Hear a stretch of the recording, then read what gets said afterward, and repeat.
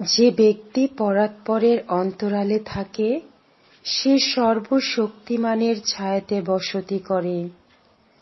আমি সদা প্রভুর বিষয়ে বলিব, তিনি আমার আশ্রয়, আমার দুর্গ, আমার ঈশ্বর, আমি তাঁহাতে নির্ভর করিব। তিনি তোমাকে ব্যাধির ফাঁদ হইতে ও সর্বনাশক মারি হইতে রক্ষা করিবেন। তিনি আপন পালকে তোমাকে আবৃত করিবেন। তার পক্ষের নিচে তুমি আশ্রয় পাইবে। তাহার সত্য ঢাল ও তনুত্রাণ স্বরূপ।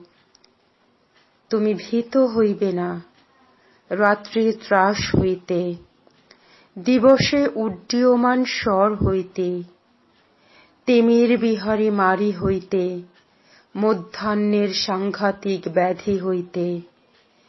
পড়িবে তোমার পার্শ্বে সহস্র জন, তোমার দক্ষিণে 10,000 জন, কিন্তু উহা তোমার নিকটে আসিবে না। তুমি কেবল স্বচক্ষে নিরীক্ষণ করিবে, দুষ্টগণের প্রতিফল দেখিবে। হাঁ, সদাপ্রভু তুমিই আমার আশ্রয়। তুমি পরাৎপরকে আপনার বাসস্থান করিয়াছ।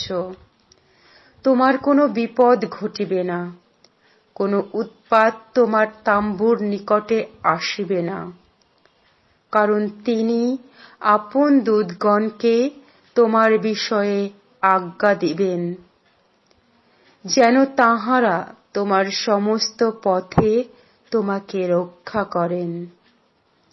তাঁহারা তোমাকে হস্তে করিয়া তুলিয়া লইবেন, পাছে তোমার চরণে প্রস্তরের আঘাত লাগে। তুমি সিংহ ও সর্পের উপর পা দিবে, তুমি যুব সিংহ ও নাগকে পদতলে দলিবে। সে আমাতে আসক্ত, তজ্জন্য আমি তাহাকে বাঁচাইব।